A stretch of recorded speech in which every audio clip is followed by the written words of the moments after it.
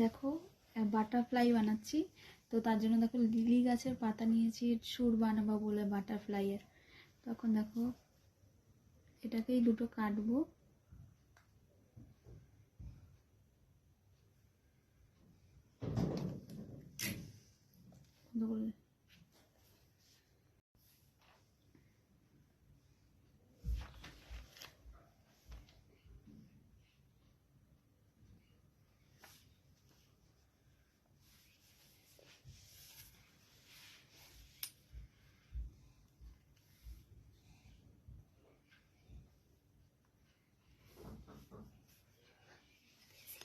বন্ধ করবে।